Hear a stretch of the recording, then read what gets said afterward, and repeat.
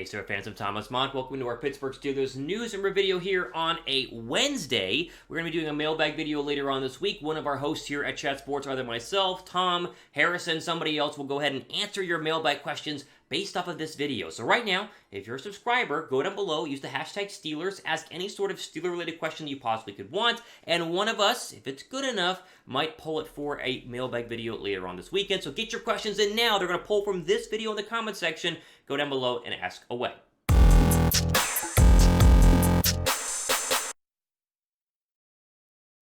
I want to jump into some internal trade and cut candidates on today's video because, listen, right now the Pittsburgh Steelers have had massive turnovers on their roster. It's a very different roster than what it has been, not just in 2021, but in the past couple of years. New faces, new positions, new draft picks, and while they have, obviously, lots of players right now, they will have to slim it down.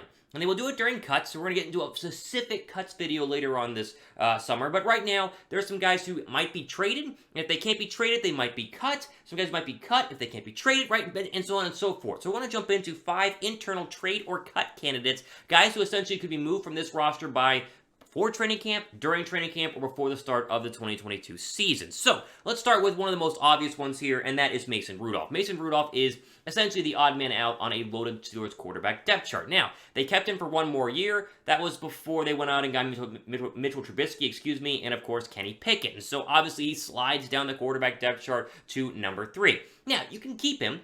And that's fine. I mean, right now, you're not going to guarantee that Mr. Trubisky's going to be good or Kenny Pickett's going to be good. What if they both stink? But odds are he's going to end up being the 3rd quarterback on this roster because Kenny Pickett's going to play sooner rather than later. Unless Trubisky balls out of his mind and they did give Mitch Trubisky 2 years and $18 million to be the starter, at least for now, it's very, very unlikely that Mason Rudolph is going to be able to see the football field. If I was Mason Rudolph, I would want to be traded. So, I think he's the most likely internal trade candidate here on our list today, mainly due to the fact that during training camp, someone's going to get injured. And we don't wish that upon anybody, and knock on wood, but there's going to be a quarterback out there who's going to get, some sort of, dinger that's going to keep him out for a couple of weeks, a couple of months, maybe even the entire year, and that team will need to trade for a backup quarterback or even somebody to compete for the starting quarterback job, and so I think Rudolph definitely makes that list. Cutting him is technically an option, although I think the dead money hit would be a little bit too much for the Pittsburgh Steelers. If they have to do that, then they will as you get closer to, obviously, the end of training camp because they want, quarterback bodies in there during training camp.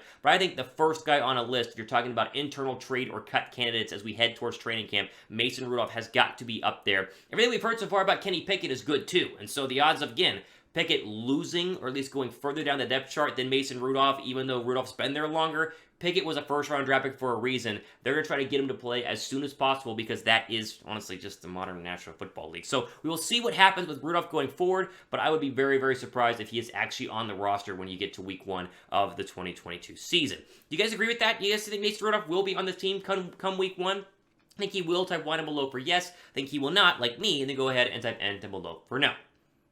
All right, next player on our list, Anthony Miller. I think Anthony Miller is more of a cut candidate than a trade candidate because right now you went from having a very weak wide receiver core to a very strong wide receiver core. Miller has an incredible uphill battle to go ahead and make this roster. I could see him definitely being a guy who's there during training camp and then eventually cut at the end of training camp just due to the fact that he hasn't done much. I mean, he didn't do much for the Pittsburgh Steelers during his short-lived career so far in the black and gold, and so unless he balls out during OTAs and balls out during training camp, I think he's going to go ahead and be let go. Now, would he be, would team trade for him is kind of the hard part to go ahead and justify here, hence why it's kind of a hybrid trade versus cut candidate video. I think he's more of a cut candidate than a trade candidate, but if a team wanted to give you a 7th-round draft pick for him to guarantee that they could go ahead and get him instead of fighting for him on the waiver wire, it makes a bunch of sense. Now, when we talk about guys who could be traded or cut, I got to throw a bonus in here in Deontay Johnson. Now, at the beginning of the season, or beginning of the offseason, I thought they would for sure go ahead and trade Deontay Johnson. All the contract disputes, and is he going to report to camp, report to OTAs, is he not?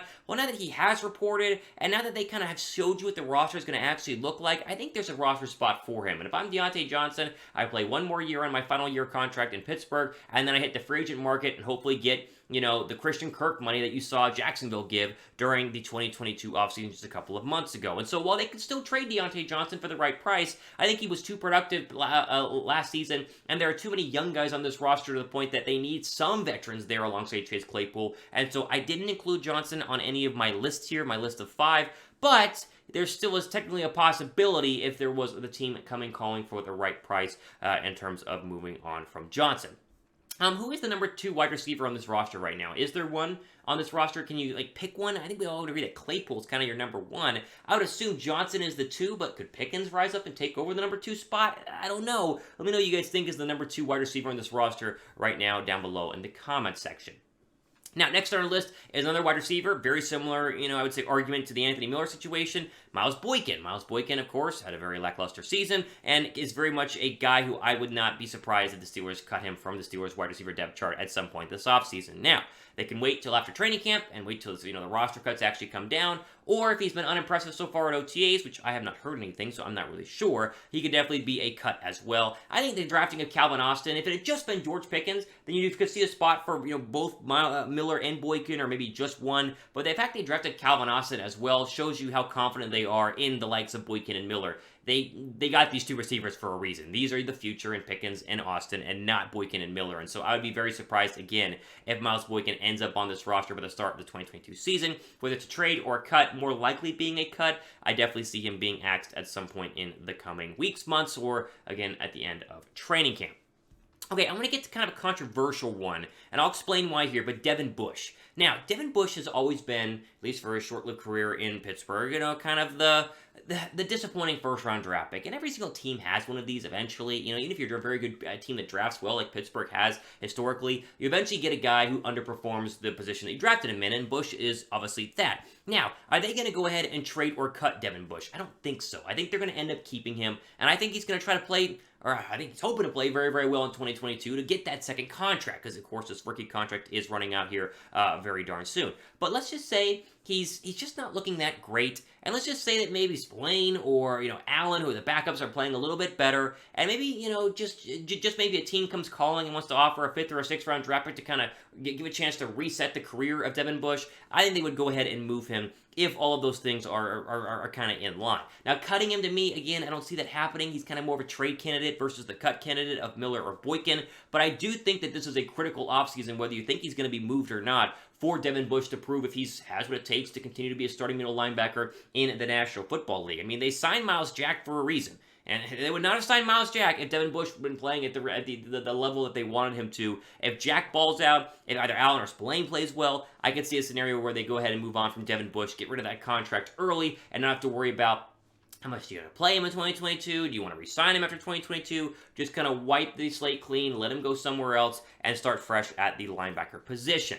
We'll get to number 1 here, or sorry, our final one on the list of 5. No particular order on today's video. First, though, join our main Chat Sports channel. Yes, not just a Steeler channel. We at Chat Sports have a ton of different channels, but our main one, just Chat Sports, obviously, you see the link on your screen, or just search it in the Google or the YouTube search bar above me, has all the latest NFL, NBA, and college football news. I mean, the guys go crazy over there. Over 300,000 subs on our main Chat Sports channel. If you're just like a sports fan in general, that is the place to go. Subscribe to our main Chat Sports channel today. Okay, final player on our list of trade or cut candidates. Another one like Devin Bush. One I don't think is very likely, but when you look at 5 players on the roster, you got to kind of make some takes here. And I think that Cameron Sutton is one who should be on the roster. I think he deserves to be on the roster, but with the addition of Levi Wallace and obviously with the addition, or the re-signing of Ahkello Witherspoon, I should say, there isn't necessarily a surefire position for him. Like, do you want him to play in the slot? Do you want him to compete for an outside position? Let's say that they don't want him to be in the slot. Now, I think that they should. I think that's where I would play Cameron Sutton, but let's just say that they have other options there. They could be a legit trade option come training camp if a team has a serious injury, because I feel like Wallace and Witherspoon are going to be the 2 starters, and if they are going to be the 2 starters, do you want to keep Sutton's contract on the roster? You could definitely see a scenario where a team has an injury, it's late July, it's early August, and they go, hey, what's the price for Cam Sutton? Like, we take a 5th round draft pick, and if you're the Pittsburgh Steelers, you probably would. And even though, again, he has played well, he's not like, Miller or Boykin or Bush who haven't played well over the course of their Pittsburgh Steelers career. I think that Sutton, though,